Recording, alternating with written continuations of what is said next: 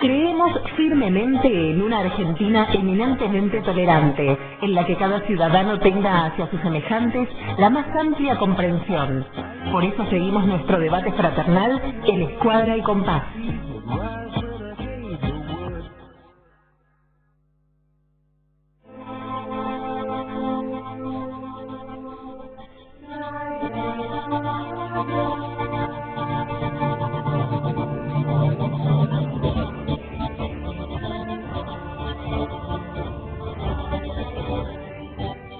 Bueno, seguimos en Escuadra y Compás y bueno, le prometemos para dentro de unos minutos la respuesta a lo que planteaba el oyente sobre si existe la masonería de las mujeres, que por supuesto existe. Vamos a hablar sobre ese tema, pero primero vamos a empezar a hablar de un tema que nos trajo Pablo y que se va a explayar sobre él, un tema bastante apasionante que es el tema de Pitágoras. Así es, el gran pensador Pitágoras, Sésamo. Un personaje controversial, especialmente porque históricamente no hay nada. Son todos recopilaciones de alumnos y de gente, por ejemplo de Diógenes o de otros estudiosos, pero escritos más de 150 años después de su muerte. Incluso entre las historias que se cuentan es que tenía un mulo de oro, que caminaba y los saludaba en los lagos. Es como uno ir caminando por el riachuelo que te saluda en el camino del agua. Y esto no viene por casualidad. Ahora vamos a contar un poco de dónde vienen todas esas ideas. Matemático, geómetra, aritmético, músico también, un gran personaje de la antigüedad, más o menos ha nacido en el año 570 a.C. en Samos, justamente, en Grecia, y ha muerto en la Magna Grecia alrededor de 475 a.C. Se sabe poco de su vida, ya lo hemos dicho, porque no hay nada material histórico. Disculpame que queda no se sabe nada de la vida de él, se sabe poco. Se sabe muy poco y muy contaminado, porque se cuentan muchas cosas incluso de su vida, de su muerte. Es como encontrar cosas de la masonería del 1700, porque por ejemplo cuando se inicia San Martín o se inicia O'Higgins, se inician en reuniones masónicas que luego se queman, no quedan archivos de eso, por el hermetismo y por el secretismo en aquella época. Lo de Pitágoras es más o menos así. Y también Pitágoras fue fundador de un movimiento iniciático, esotérico y secreto. Eso es un poco también contaminado por las costumbres de la época. Yo estaba recordando justamente que no podemos saber el rostro que tenía Pitágoras, porque en esa época los escultores griegos tenían la tendencia de no esculpir a uno como era, tomarlo como modelo, sino de cómo debería ser. La frente alta significaba inteligencia, el estilo de la nariz. Qué bueno sería ahora, ¿no? Que nos hagan mejores, ¿no? Es como el Photoshop. Claro. Es como el Photoshop y los selfies, pero modelo griego. Entonces, inmortalizaba en realidad ciertos aspectos de la personalidad que se le atribuía al sujeto. Entonces, mirá cómo la apreciación del arte tiene que ver con la conformación de lo que es la cultura misma de que está representado. No se parecen las esculturas antiguas griegas a lo que eran el sujeto, sino lo que pensaba que tenía que ser. Lo perfeccionaban.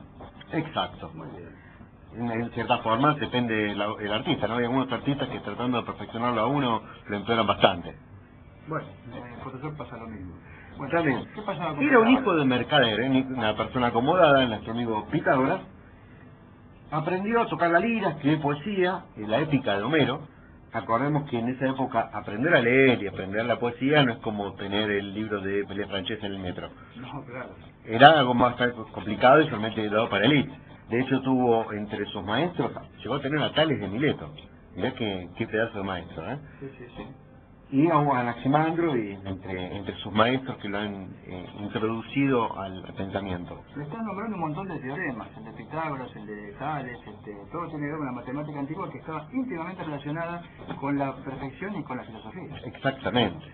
Y uno de los que han perfeccionado esas artes, justamente Pitágoras. Claro. Por eso mismo.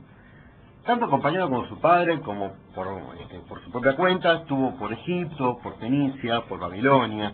Esto que estamos hablando que no se sabe bien, no se sabe si estuvo en algún lugar combatiendo, si estuvo de prisionero, si fue de viaje o no. De hecho, el punto de ir a Egipto, era un mito muy común, un relato muy común en esa época. Se suponía que había como un saber oculto que los antiguos egipcios tenían, y que uno podía adquirir si viajaba allá. Entonces era un lugar muy común decir que había obtenido conocimientos viajando a Egipto. No te olvides que estaba en Egipto durante mucho tiempo, bueno, hasta que se quemó la biblioteca de Alejandría, que era el faro de conocimiento más importante del mundo conocido en aquella época. Exacto. Entonces, si realmente ha viajado a Egipto o no, vamos a suponer que sí. Vamos a andar en contradiciendo la historia. Se estableció por su actividad política fuera de su ciudad de Samos, en Crotona, que era famosa por la rivalidad que tenía con otra ciudad cercana que era Sibaris, ¿no? Y allí fundó una escuela filosófica propia y mística que es conocida como la Liga Pitagórica. La etimología de la palabra es interesante. En griego, escuela significa ocio, pero no ocio como actividad sin ningún sentido, sino como una actividad de desarrollo. Las escuelas estaban definidas como un modo de vivir entre sus miembros.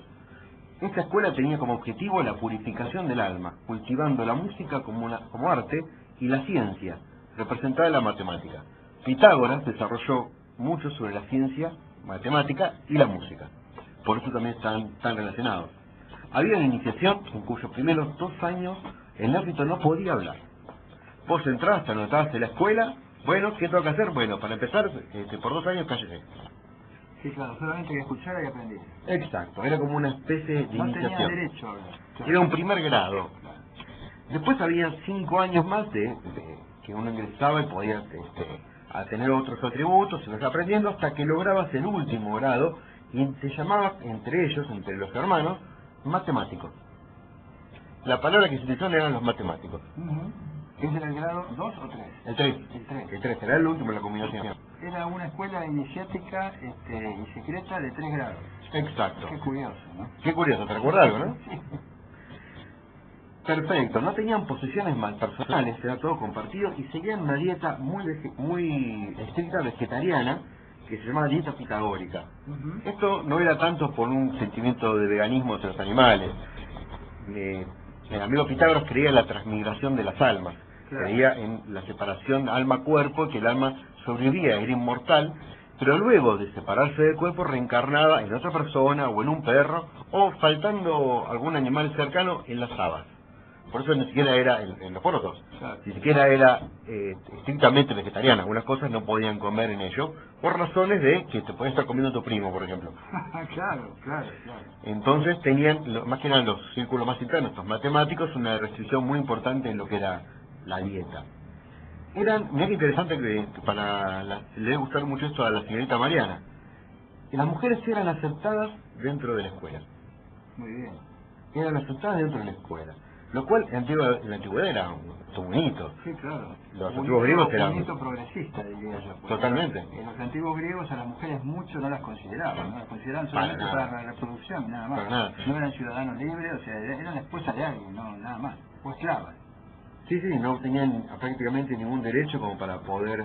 La democracia griega, fundamental en los antecedentes de Occidente, era solamente para ciudadanos libres y varones. O sea, no eran mujeres, no contaban. O sea que esto de los pitagóricos era realmente muy progresista. Y antiguamente era 20 esclavos por cada ciudadano libre. Claro. La peor república democrática moderna es mejor que la mejor de las democracias de la antigua Grecia. Claro. Realmente eran bastante crueles con los esclavos. Sí, Marx lo analizaba desde el punto de vista de la producción, como analizaba siempre Marx, y a la antigua Grecia y a la antigua Roma las encuadraba dentro de lo que él denominaba método de producción esclavista.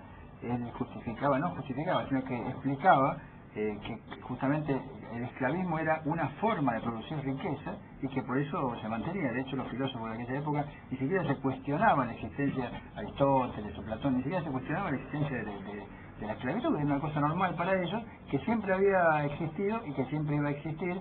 Así pensaban los metafísicos, ¿no? Que algo se transforma pero no se elimina, o sea, todo se transforma, la sustancia que se preserva. Este es el origen del pensamiento metafísico. Ni se cuestionaban esto. El esclavismo siempre iba a existir, no lo pensaban de otra manera, no conocían otra cosa. Decían que, si no mal recuerdo, los hombres tenían la voluntad atada pero podían ser libres. Sin embargo, las mujeres y los niños la tenían subordinada. Y el esclavo no tenía voluntad. Claro. Usando el modelo de los Juegos Olímpicos, hablaban los pitagóricos de 3 modos de vida. El de los que van a comprar y vender, tipo que pone el puesto de chipá en la puerta, de los que corren en el estadio y el de los espectadores que se limitan a ver. De esta forma se veían los pitagóricos a sí mismos, como espectadores.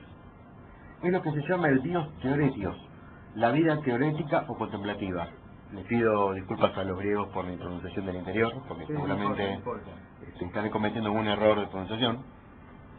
La dificultad de esta vida era el cuerpo con sus necesidades que sujetaban al hombre, y era menester liberarse de estas necesidades. Así que desde este momento podemos decir que era una sociedad especulativa. Claro. Eran grupos esotéricos especulativos del pensamiento que trataron de liberarse de las pasiones del hombre. Eran bastante ascéticos los muchachos. Algunas de las máximas que he encontrado, mira, qué interesantes que son. En su nivel más profundo la realidad es de naturaleza matemática. La filosofía puede usarse para la purificación espiritual, ¿no? Pensamiento con el espíritu. El alma puede elevarse para unirse con lo divino. Acá es interesante, ciertos símbolos son de naturaleza mística y todos los miembros de la hermandad deben guardar absoluta lealtad y secretismo.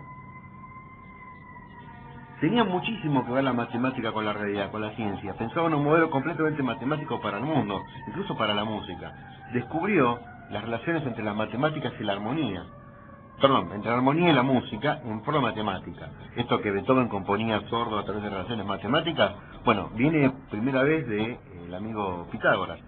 O los pitagóricos, no se sabe qué desarrolló él o qué hizo sus alumnos. Vamos a hablar de Pitágoras como en general. Pero lo más notable es que él decía que había relaciones en todas las cosas. Es el que fundó y descubrió la relación áurea, el celo 62, que se repite en un montón de construcciones, como acá Alberto no va a poder... 1,68, gracias por corregirme. Sí, le damos la bienvenida a Alberto, acaba de llegar. Bienvenido, Alberto. ¿Sí? Estamos todos. Hola, ¿qué tal a todos nuestros oyentes? Bueno, acabo de llegar, tuve un pequeño retraso y bueno, me estoy embadurnando un poco con lo de Pitágoras que está hablando mi compañero. No hace falta mencionar los desarrollos matemáticos como los números irracionales, los números perfectos, el famoso teorema de Pitágoras, que para mí siempre termina de ser deducido por Lelutier. No, bueno, el teorema de Pitágoras, en esos viajes de Pitágoras a Egipto, lo encuentra gracias a las pirámides, porque observando la pirámide desde un lateral se ve un triángulo. Entonces Pitágoras estableció una línea recta vertical desde el vértice hasta la base y dividió el triángulo que veía en la pirámide en dos.